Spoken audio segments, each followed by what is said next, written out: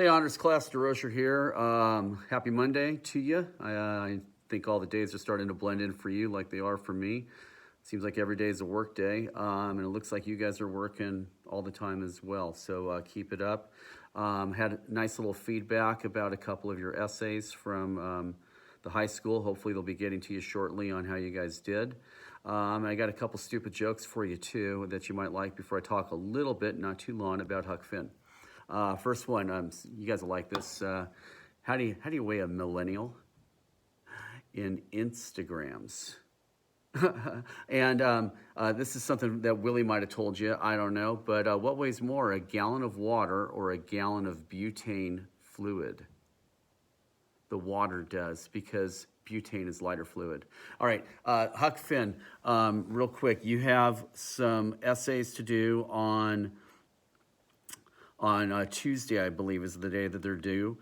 You need to do all of page 13, all of page 14, and then on page 15, you need to do the work at the top. And there are 3 essay prompts. I want you to do one of the first 2. The third one talks about mapping things out. You don't have to do that. Stick to the other 2. Pick one of those, write a 5-paragraph essay. I'm gonna take you over here in the classroom. Just to remind you, I can't even get it off the board. It's still stuck on there. I've erased everything else, but answer the question, provide your own thinking, and then provide evidence from the text with a quote or something else to back up your thinking. So those are the things that I'm still looking for in your essays. Please make sure you do that. One other thing I want to touch on is I talked a little bit about how Huck and the river and the symbolism of the river. One of those, and it's time and it's always moving, it's always flowing, just like time is always flowing.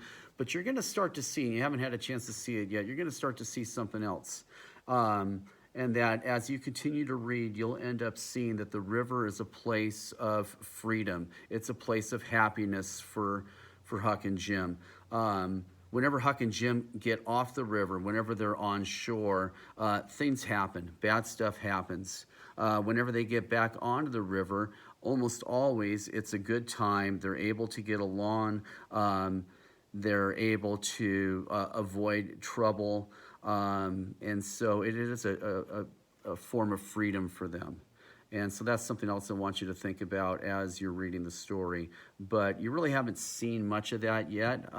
They're getting back onto the river and heading south, looking for the Ohio, so they can get to freedom up the Ohio River. But they're going to get sidetracked, and it's going to be quite interesting. I'll talk to you about that on Wednesday, okay?